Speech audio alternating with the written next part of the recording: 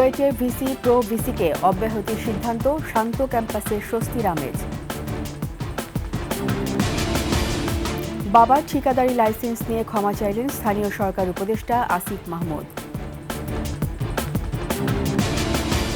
এক যুগ পরও জীবন জীবিকা নিয়ে অনিশ্চয়তা, পুনর্বাসনের দাবি রানা প্লাজায় আহতদের।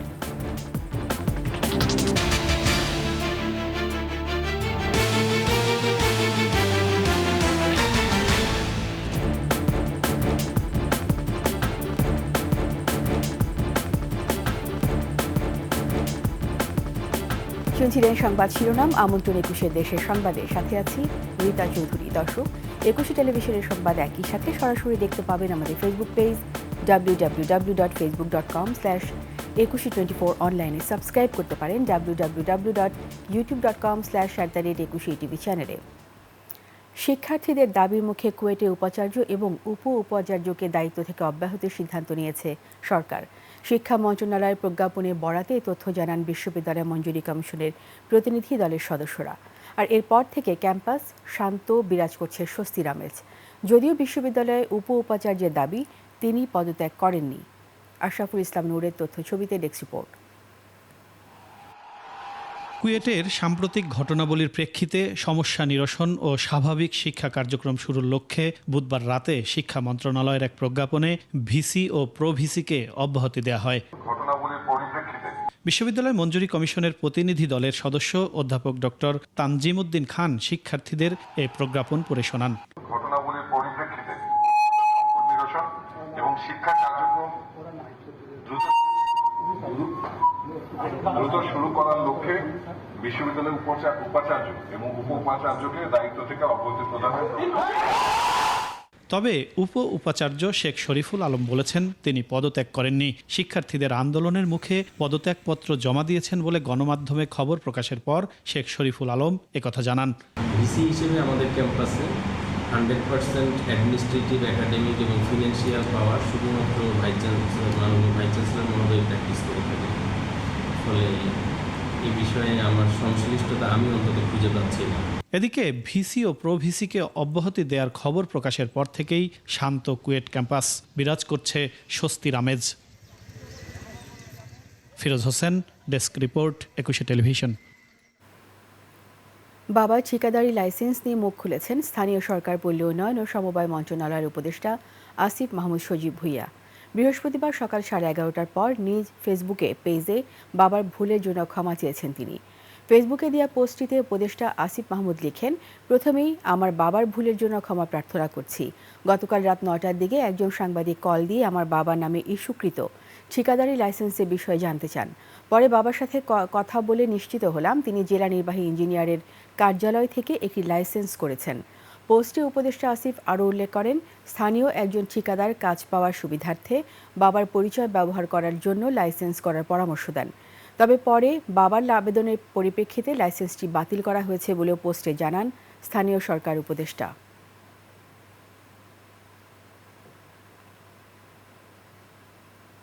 সরকার যখন প্রতি কেজি চালের দাম ৪৯ টাকা নির্ধারণ করে দিয়েছে, তখন বাজারে দাম একটু বাড়বে, এটিকে সহজভাবে নিতে জনসাধারণের প্রতি আহ্বান জানিয়েছেন খাদ্য উপদেষ্টা আলী ইমাম মজুমদার।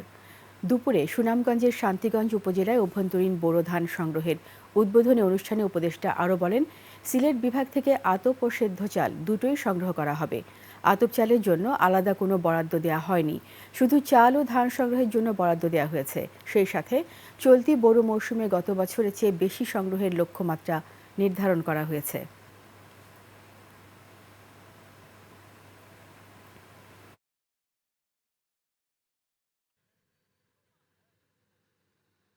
যখন 50 টাকা কেজি চাল কিনছেন, তখন বাজারে তার দাম একটু বাড়বে। দয়া করে কিন্তু আপনারা কিন্তু মানুষ মানে এটা আপনাদের গণমাধ্যমে যেটা অনুরোধ করছে, আপনাদের মাধ্যমে আমি বক্তব্য দিচ্ছি, এইটুকু বাড়া কি মানুষ যাতে সহজভাবে নেয়, এটার জন্য যাতে আবার না হয়ে ওঠে, সেটা বাংলাদেশ নয়। দৈনিক আমার দেশ পত্রিকার সম্পাদক ও প্রকাশক মাহমুদুর রহমান সহ সাংবাদিকের বিরুদ্ধে মেঘনা গ্রুপের চেয়ারম্যান মোস্তফা কামালের করা মামলা প্রত্যাহারের দাবিতে মানববন্ধন হয়েছে দেশের বিভিন্ন স্থানে। দুপুরে বগুড়ার বীরশ্রেষ্ঠ স্কয়ার মোড়ে আমার দেশ পাঠক মেলার আয়োজনে মানববন্ধন হয়। এতে স্থানীয় সাংবাদিক, বাংলাদেশ গণতান্ত্রিক ছাত্র সংসদ ও জাতীয় নাগরিক পার্টির নেতাকর্মী সহ বিভিন্ন শ্রেণী পেশার মানুষ অংশগ্রহণ করেন। এছাড়া সকালে আমাদের দেশ পাঠক মেলা মানিকগঞ্জ জেলা কমিটি আয়োজনে মানববন্ধন হয়েছে। দুপুরে রাজবাড়ী প্রেস ক্লাবের সামনে মানববন্ধনে অংশ নেন গণমাধ্যম কর্মী সহ স্থানীয়রা। তাদের অভিযোগ, আওয়ামী লীগ সরকারের সময় মেঘনা গ্রুপের দুর্নীতির খবর আমার দেশ পত্রিকায় প্রকাশিত হলে গ্রুপটির চেয়ারম্যান মোস্তফা কামাল উদ্দেশ্যে প্রণোদিতভাবে মাহমুদুর রহমান সহ কয়েকজন সাংবাদিকের বিরুদ্ধে মামলা করেন।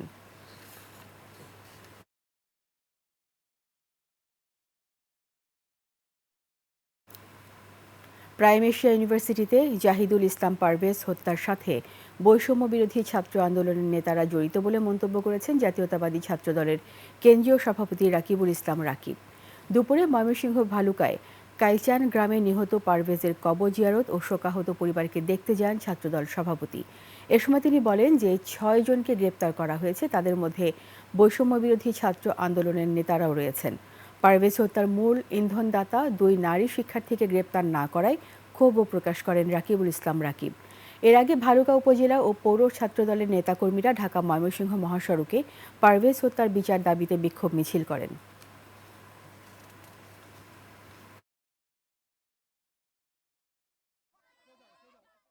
প্রধান আসামি সহ ৬ জনকে গ্রেফতার করা হয়েছে। কিন্তু যে 2 জন নারী শিক্ষার্থী এই ঘটনার নেপথ্যে রয়েছে, তাদের ট্রেস আজকের দিন পর্যন্ত আইন শৃঙ্খলা বাহিনী করতে পারেনি। আমরা বারবার তাদের কাছে আবেদন জানিয়েছি যে এই 2 জন নারী শিক্ষার্থীকে অনতিবিলম্বে গ্রেপ্তার করতে হবে এবং তাদেরকে রিমান্ডে নিয়ে সত্যিকারের ঘটনা রহস্য উন্মোচন করতে হবে। খাগড়াছড়ি সদরে গিরিফুল এলাকা থেকে অপহৃত চট্টগ্রাম বিশ্ববিদ্যালয়ের 5 শিক্ষার্থীকে মুক্তি পেয়েছে বলে দাবি করেছে পাহাড়ি ছাত্র পরিষদ। প্রেস বিজ্ঞপ্তির মাধ্যমে জানানো হয়, সেনাবাহিনীর নেতৃত্বে বিজিবি ও পুলিশের একাধিক টিমের যৌথ অভিযান সহ গণমাধ্যম ও প্রগতিশীল সমাজের সহযোগিতায় তাদের মুক্তি দিতে বাধ্য হয়েছে অপহরণকারীরা। চট্টগ্রাম বিশ্ববিদ্যালয় পাহাড়ি ছাত্র পরিষদের তথ্য প্রচার সম্পাদক রিবেট চাকমা জানান, অপহৃত সবাই এখন নিজ নিজ বাড়িতে অবস্থান করছেন। তাদের 2 জনের বাড়ি বান্দরবান এবং 3 জনের বাড়ি রাঙামাটি বিভিন্ন উপজেলায়। বৈশাখী উৎসব শেষে ফেরার পথে গত 16 এপ্রিল সকালে খাগড়াছড়ি পানছড়ি সড়কের গিরিফুল এলাকা থেকে সন্তু লার্মা সমর্থিত পাহাড়ি ছাত্র পরিষদের 24 শাখার সদস্য রিশান চাকমা সহ 5 শিক্ষার্থীকে অস্ত্রের মুখে অপহরণ করা হয়।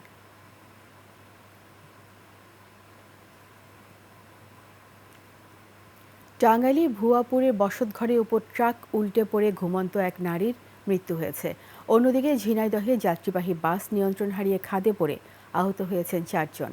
স্থানীয়রা জানান, টাঙ্গাইলে ভুয়াপুরে ফজর নামাজের পর রমেজা বেগম নামে এক নারী নিজ ঘরে ঘুমিয়েছিলেন। এ সময় জামালপুরগামী পাথর বোঝাই একটি ট্রাক নিয়ন্ত্রণ হারিয়ে উল্টে গিয়ে তার ঘরের উপর পড়ে যায়। এতে ঘটনাস্থলে মৃত্যু হয় ওই নারীর। পরে ট্রাক চালককে আটক করে পুলিশে তুলে দেন স্থানীয়রা। এছাড়া ঝিনাইদহের শৈলকুপায় FK ডিলাক্স নামের একটি যাত্রীবাহী বাস নিয়ন্ত্রণ হারিয়ে গাছের সাথে ধাক্কা লেগে খাদে পড়ে যায়। এ সময় ছাদ খুলে গাছের ডালে ঝুলতে থাকে। এ ঘটনায় আহত হয় 4 জন।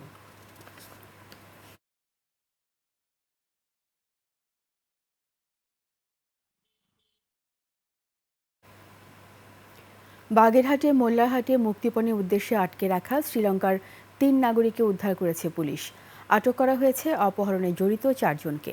বিকেলে প্রেস ব্রিফিংয়ে খুলনা রেঞ্জ ডিআইজি রেজাউল হক জানান, বুধবার রাত 12:30টার দিকে উদ্ধার করা শ্রীলঙ্কার নাগরিকরা হলেন মালাডি পাথিরানা থুপ্পি ও মুদিয়ান নীল। আটকরা হল বাগেরহাটের কাজী ইমদাদ হোসেন, শহীদুল শেখ ও গোপালগঞ্জের জনি শেখ ও SM শামসুল আলম। এদের মধ্যে শামসুল আলমকে বৃহস্পতিবার সকালে আটক করে পুলিশ। পুলিশ জানায়, উদ্ধার হওয়া 3 শ্রীলঙ্কার নাগরিকের একজন নারী। তারা বাগেরহাটে শহীদুল শেখের ব্যবসায়িক আমন্ত্রণে গেলে 22 এপ্রিল ঢাকায় এসেছিলেন। পরবর্তীতে শ্রীলঙ্কায় তাদের পরিবারকে ফোন করে বাংলাদেশে একটি নম্বর থেকে মুক্তিপণ দাবি করা হয়।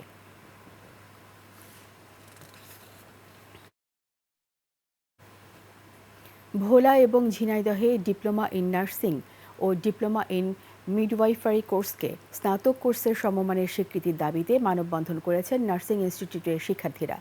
সকালে ভোলা নার্সিং ও মিডওয়াইফারি কলেজের সামনে অবস্থান নিয়ে 48 ঘণ্টার সময় বেঁধে দেন তারা। শিক্ষার্থীরা বলেন, দীর্ঘদিন ধরে তারা তাদের কোর্সকে স্নাতক কোর্সের সমমানের স্বীকৃতির দাবি জানিয়ে আসছেন। এ সময় দাবি না মানলে আরও কঠোর কর্মসূচি হুঁশিয়ারি দেন তারা। এছাড়া সকালে ঝিনাইদহ সদর হাসপাতালের সামনে ডিপ্লোমা স্টুডেন্ট নার্সেস ইউনিয়ন জেলা শাখার উদ্যোগে মানববন্ধন হয়। এতে অংশ নিয়ে শিক্ষার্থীরা বলেন, নার্সিং শিক্ষায় বৈষম্য, অসঙ্গতি, অবমূল্যায়নের কারণে সৃষ্ট জটিলতা এবং ভবিষ্যৎ অনিশ্চয়তা দূর করতে তাদের এই আন্দোলন।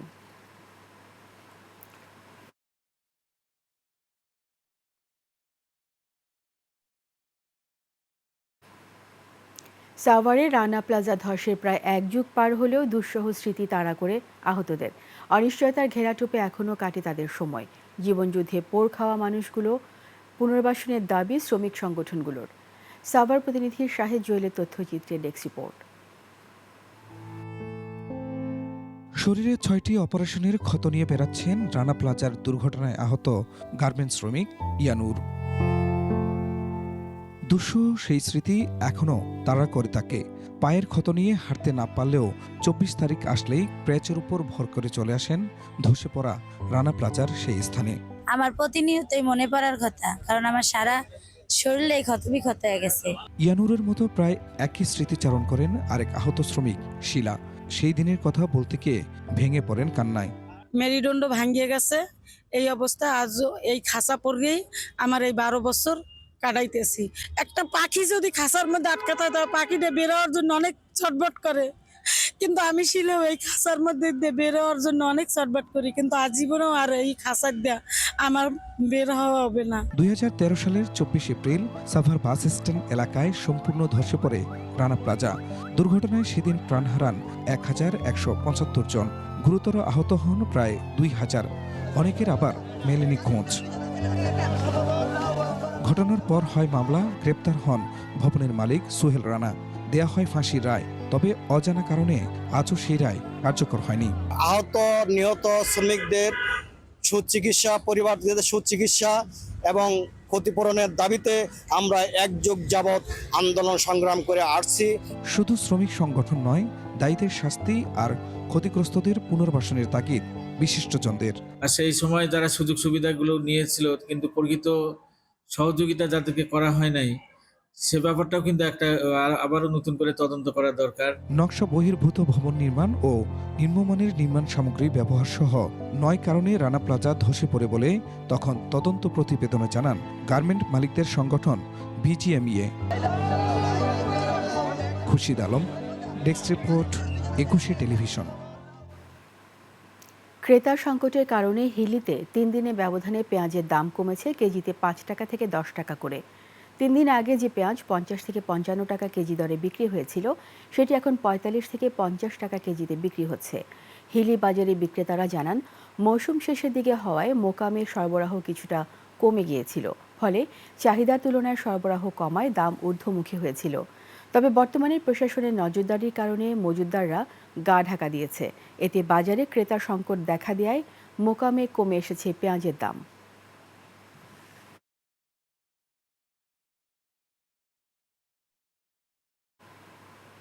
লিচুর রাজধানী হিসেবে খ্যাত পাবনা জেলার লিচুর কদর দেশ জুড়ে, কিন্তু এবছর আশানুরূপ মুকুল না আসায় ফলন বিপর্যয়ের সম্ভাবনা দেখা দিয়েছে।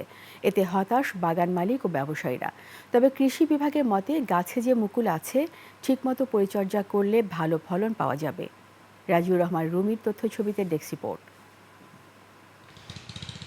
পাবনার ঈশ্বরদীর আওতাপাড়া, সিলিমপুর, শাহাপুর, রূপপুর, জয়নগর, চর রূপপুর সহ চাটমোহর এলাকায় রয়েছে সারি সারি লিচু গাছের বাগান।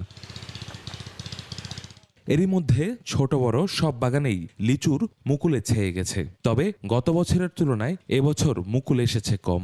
আবহাওয়ার কারণে মুকুল বের হয়নি বা আসেনি, এই জন্য আমাদের এই লিচু চাষির খুবই কষ্টকর বা ক্ষতিগ্রস্ত। লিচুর মুকুল আসার থেকে আমরা পরিচর্যা শুরু করেছি, চাষ দিছি, ফাঁস দিছি, এখন হচ্ছে পানি দেওয়া ব্যস্ত আছি। অনেক কম, কৃষকের এবার মাথা হাতের। বাগানে মৌমাছির বাক্স বসিয়ে মধু সংগ্রহ করছেন দেশের বিভিন্ন এলাকা থেকে আসা খামারিরা।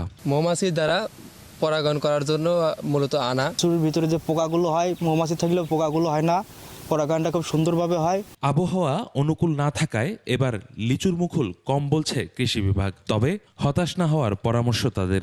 বৃষ্টিপাত হলে গাছ অনেক সময় রিভার্স করে, মুকুল অবস্থা থেকে ভেজিটেটিভ গ্রোথের দিকে যেতে চায়, কিন্তু যে পরিমাণ মুকুল রয়েছে এটাই যদি আমরা কৃষি বিভাগের তত্ত্বাবধানে এবং কৃষক ভাইদের কঠোর পরিশ্রমের মাধ্যমে আমরা যদি সঠিক যত্ন নিতে পারি তাহলেই শতভাগ ফলন নিশ্চিত হবে। এবছর পাবনায় ৪,৭৭৮ হেক্টর জমিতে লিচুর আবাদ হয়েছে। উৎপাদন লক্ষ্যমাত্রা ধরা হয়েছে ৪৬,৭৯০ metric ton. Yusuf Hasan Naim, ২১ television. Bangla নববর্ষ উপলক্ষে জেলা শিল্পকলা একাডেমি উদ্যোগে খাগড়াছড়ি ও ঠাকুরগাঁওয়ে চলছে ৩ দিনব্যাপী বৈশাখী লোকনাট্য উৎসব ও লোকসংস্কৃতি অনুষ্ঠান। এর আগে বুধবার সন্ধ্যায় খাগড়াছড়ি টাউন হল প্রাঙ্গণে উৎসব উদ্বোধন করেন পার্বত্য জেলা পরিষদ চেয়ারম্যান জিরোনা ত্রিপুরা। প্রথম দিনে ত্রিপুরা সম্প্রদায়ের লোকসংস্কৃতি কাহিনী অবলম্বনে নাটক, খেলাংবার ও চাকমা সম্প্রদায়ে গাঙ্গুলি গীতিনাট্য রাধামন প্রদর্শন করা হয়। ঠাকুরগাঁও কালেক্টরেট চত্বরে বুধবার রাত ৯টায় ৩ দিনব্যাপী বৈশাখী লোকনাট্য উৎসব উদ্বোধন করেন জেলা প্রশাসক ইরশাদ ফারজানা। পরে হরসুয়া নোয়ালি লোকনাট্য দল মিঠা সাধু ও ক্রিমিনাল শিষ্য নামের হাস্যরসাত্মক লোকনাট্য পরিবেশন করে। উৎসবে জেলার ৩টি ঐতিহ্যবাহী দল ৩টি নাটক মঞ্চায়ন করবে।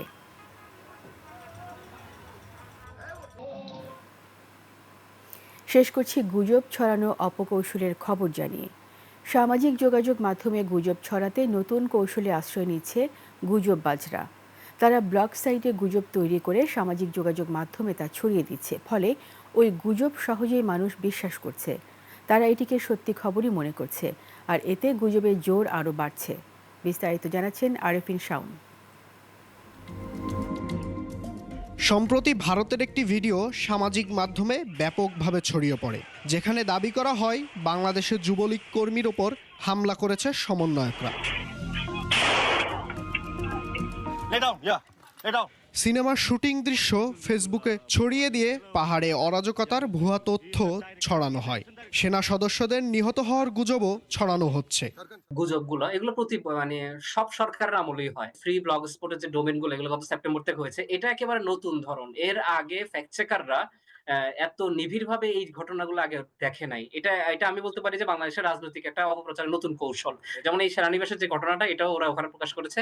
সাধারণ মানুষের অজ্ঞতা এবং আবেগ কাজে লাগিয়ে উদ্দেশ্য হাসিল করতে উঠে পড়ে লেগেছে একটি চক্র।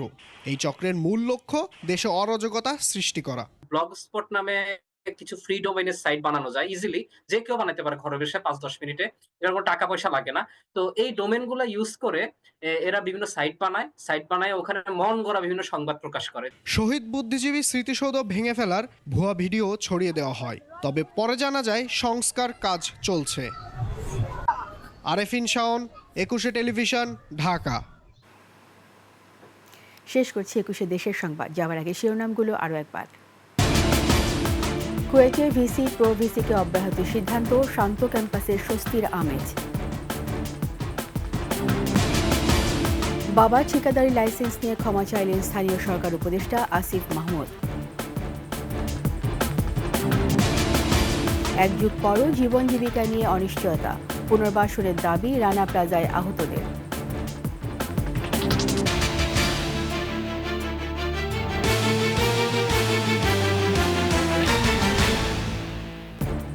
সবশেষ সংবাদ জানতে ডায়াল করুন 201 নম্বরে, আর ভিজিট করুন 21-tv.com ওয়েবসাইটে।